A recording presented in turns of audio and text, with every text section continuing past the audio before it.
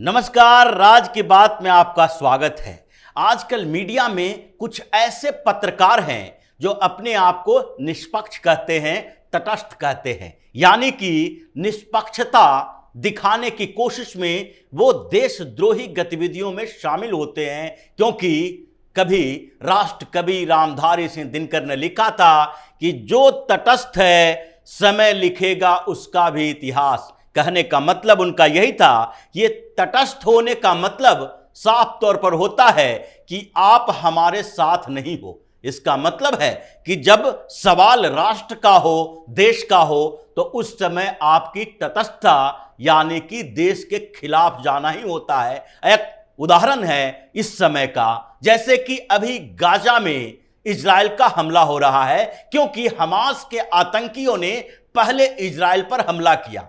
अब यहां सवाल आतंकवाद के साथ और आतंकवाद के विरोध का है, लेकिन धर्म के नाम पर एकजुटता दिखाने के लिए देश के अंदर हजारों हजार लाखों करोड़ों में मुसलमान सड़कों पर उतरे हैं, अलग अलग जगहों पर प्रदर्शन कर रहे हैं, फिलिस्तीन का साथ दे रहे हैं, वो भी मानवीय आधार पर कि वहां पर मानवता के साथ छेड़छाड़ हो रही है और इजराइल के हमलों में निर्दोष लोग मारे जा रहे हैं। इसलिए उन निर्दोष लोगों के साथ हम खड़े हैं।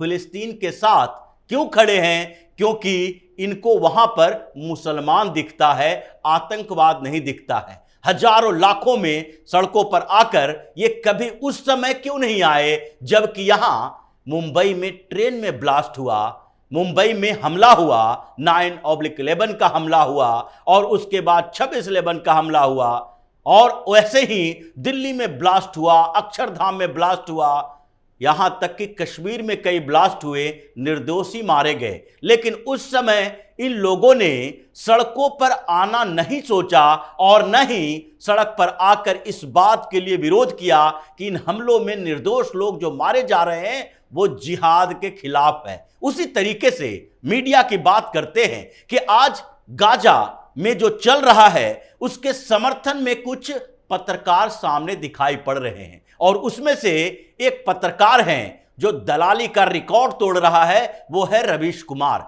रवीश कुमार एक सीरीज करता है और हर बार सरकार के नाम पर देश का विरोध कर रहा है। गाजा के मुद्दे पर इजराइल के साथ पूरा हिंदुस्तान खड़ा है। कुछ लोगों को छोड़कर, कुछ संगठनों को छोड़कर, धर्म के नाम पर बने इन संगठनों को अगर छोड़ दें तो पूरे हिंदुस्तान के हिंदू तो कम से कम इजराइल के साथ खड़े हैं, अलग अलग जगहों पर सॉलिडरिटी दिखा रहे हैं और कह रहे हैं कि हम इजराइल के साथ हैं। हवन किए जा रहे हैं, पूजा किए जा रहे हैं कि आतंकियों के खिलाफ जो इजराइल का अभियान है वो बिल्कुल सटीक है, भारत उसके साथ खड़ा है। प्रधानमंत्री मोदी भी कह रहे हैं कि आतंकवाद पर जो कंफ्यूजन पैदा किया है पूरी दुनिया में, जो बटे हुए हैं, ये सही नहीं है। आतंकवाद के खिलाफ कार्रवाई में पूरी दुनिया को एकजुट होना चाहिए। ऐसा नहीं है कि जब आतंकियों के खिलाफ कार्रवाई की जा रही है तो अरब के देश मुसलमान होने के कारण फिलिस्तीन और हमास का समर्थन करें, और उसी तरीके से जो इस्लामिक यूनियन के देश हैं, ऑर्गेनाइजेशन के देश है, OIC के 57 कंट्री है, वो भी फिलिस्तीन का साथ, हमास का साथ इसलिए दे क्योंकि वो मुस्लिम कंट्री है। इसी तरीके से हिंदुस्तान को देखिए और वहां पर कुछ पत्रकारों को देखिए। रवीश कुमार क्या करते हैं, जो सीरीज चला रहे हैं उसमें एक एक जो खबर है उसमें साफ तौर पर हमास का समर्थन किया गया है, यानी कि जो टेररिस्ट ऑर्गेनाइजेशन है, जो कहीं ना कहीं उन सारे जिहादी संगठनों से जुड़ा हुआ है, ईरान का, अफगानिस्तान का, सऊदी अरब का, जो कि भारत में आतंकवाद फैलाने में कहीं न कहीं से फंडिंग भी देता है, अपने ट्रेनर भी देता है और उसका समर्थन करने के लिए दूसरा आधार निकाले हुए है, वो है मानवीयता का। रवीश कुमार के हर रिपोर्ट में जो गाजा से संबंधित है, जो इजराइल फिलिस्तीन से संबंधित है, उसमें कहा जा रहा है कि भारत की सरकार इस बार गलत कर रही है। वहां पर मानवीयता के आधार पर कम से कम फिलिस्तीन के लोगों का समर्थन करना चाहिए। वहां पर भारत सरकार को उसी तरीके से अनाज सप्लाई ये सब देना चाहिए और इजराइल पर दबाव डालना चाहिए इस बात के लिए कि आप वहां पर इलेक्ट्रिसिटी सप्लाई बंद मत करें, वहां खाने की आपूर्ति बंद न करें। अगर आतंकियों को खत्म करना है तो कम से कम ये तो मानना ही पड़ेगा कि पुरानी कहावत है, जौ के साथ घुन भी पिसता है। इसलिए वो लोग जो कि इनडायरेक्ट सपोर्ट कर रहे हैं वो भी निर्दोष नहीं हैं, वो मारे जा रहे हैं, लेकिन ये नहीं कहा जा सकता पूरी तरीके से निर्दोष है। अपने घर के बगल में एक आतंकी को पनाह देने वाला निर्दोष कैसे हो सकता है? लेकिन रवीश कुमार पूरा का पूरा धरना चलाए हुए है कि इसलिए कि हमास के समर्थन में यहां पर विपक्ष भी है। और ये सीरीज में वो भी कहता है कि जब हमास के खिलाफ इजराइल की कार्रवाई हुई तो उसके बाद भारत सरकार की तरफ से प्रतिक्रिया बाद में आई। पहले तो विपक्ष ने ही प्रतिक्रिया देना शुरू कर दिया। विपक्ष ने जब संगठित होकर फिलिस्तीन का साथ दिया तो उसके 6 दिन के बाद सरकार की तरफ से, विदेश मंत्रालय की तरफ से जो अरिंदम बागची ने बात बताई थी, जो अपना स्टैंड क्लियर किया था, वो 6 दिन के बाद का है। लेकिन रवीश कुमार ये नहीं बताता जब हमास ने हमला किया था उसी दिन प्रधानमंत्री नरेंद्र मोदी ने और पीएमओ की तरफ से स्टेटमेंट जारी हुआ था कि हम इस आतंकी हमले का विरोध करते हैं, पूरी तरीके से इजराइल के साथ खड़े हैं। और आज भी भारत सरकार का स्टैंड इजराइल के साथ खड़े होने का है। लेकिन इसको ये कैसे बर्दाश्त होगा, क्योंकि पूरे हिंदुस्तान के मुसलमान जो हैं वो सड़क पर तो फिलिस्तीन के समर्थन में उतरे हुए हैं। और इसलिए सरकार ने इस बार जो अंकुश लगाई है, ये दलाल पत्रकार परेशान हैं। इस बार सरकार ने हर मस्जिदों के सामने जुमे की नमाज के बाद जो ये प्रदर्शन करने वाले थे रोक लगा दिया। अगले दिन भी जहां जहां प्रदर्शन हो रहा है पुलिस बल तैनात है कि तुम तख्तियां लेकर घूम सकते हो, लेकिन थोड़ा सा भी इधर से उधर हुए जेल में डाल दिया जाएगा, क्योंकि तुम सरकार के स्टैंड के, देश के जो स्टैंड है उसके खिलाफ जा रहे हो।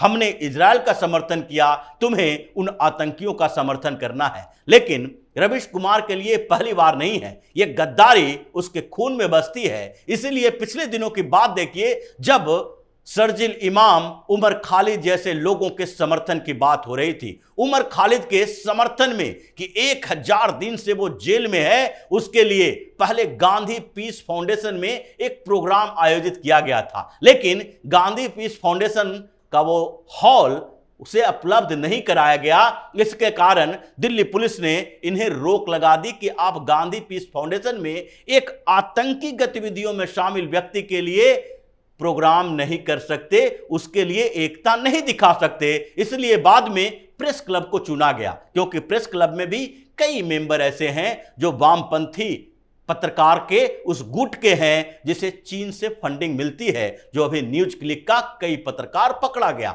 और इसलिए जब प्रेस क्लब में यह ऑर्गेनाइज किया गया उसमें रवीश कुमार भी शामिल था। रवीश कुमार क्या बोलता है कि उमर खालिद तो निर्दोष लड़का है और यह लड़का जो 1000 दिनों से जेल के अंदर है, उसके ऊपर न्यायपालिका को सोचना चाहिए, इसके ऊपर कार्रवाई सुनवाई जो जल्दी करनी चाहिए। लेकिन न्यायपालिका सुविधा के अनुसार सुनवाई करती है। क्या रवीश कुमार ने कभी बोला कि अगर सुप्रीम कोर्ट से पवन खेड़ा को तत्काल बेल मिल रहा है, सुप्रीम कोर्ट से अगर तीस्ता सितलवाड़ को तत्काल बेल मिल रहा है, तो उस समय रवीश कुमार यह भी बोलता कि क्या तीस्ता सितलवाड़ जैसे लोगों को बेल के लिए 9 बजे कोर्ट खुल सकता है, तो उमर खालिद की सुनवाई तेजी से क्यों नहीं हो सकती है। यह उदाहरण नहीं देगा, लेकिन न्यायपालिका पर सवाल उठाएगा, क्योंकि पूरा विपक्ष न्यायपालिका पर सवाल उठा रहा है। उस सभा में और कौन कौन से लोग थे? अरुंधति राय,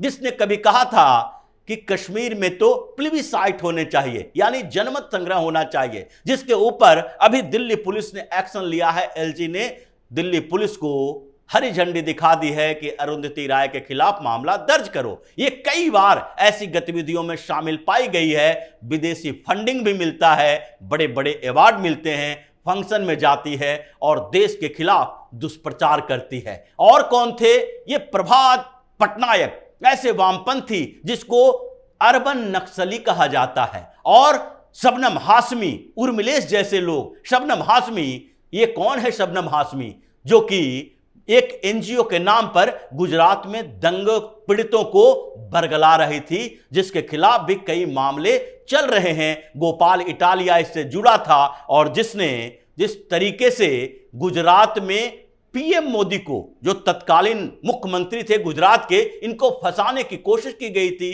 तिस्ता से तलवार पर वो केस चल रहा है, उसी गुट की शबनम हाशमी भी है। इस सभा में उर्मिलेश जैसे पत्रकार भी थे, जिन्होंने कहा कि ये जो उमर खालिद है उससे हमारी मुलाकात हुई थी और पहली मुलाकात तो कॉफी हाउस में हुई, उसके बाद हम लोग बराबर मिलते रहे। वो बहुत ही शालीन और पढ़ा लिखा व्यक्ति दिखा। और वे पढ़ा लिखा व्यक्ति के बारे में दिल्ली पुलिस की इन्वेस्टिगेशन क्या कहती है कि दिल्ली दंगे में उमर खालिद की भूमिका मास्टरमाइंड की थी। उसने शाहीन बाग में ताहिर हुसैन से मुलाकात की। इन लोगों ने मिलजुल कर एक प्लानिंग की कि जब तत्कालीन अमेरिकी राष्ट्रपति डोनाल्ड ट्रंप आएंगे तो उसी समय हम एक प्रदर्शन करेंगे। इसने जाफराबाद से लेकर सीलमपुर तक लोगों को इकट्ठा किया। इन लोगों ने रोहिंग्याओं को, बांग्लादेशियों को इस प्रदर्शन में जोड़ने के लिए पूरी कॉन्स्पिरेसी तैयार की। शर्जील इमाम के साथ मिलकर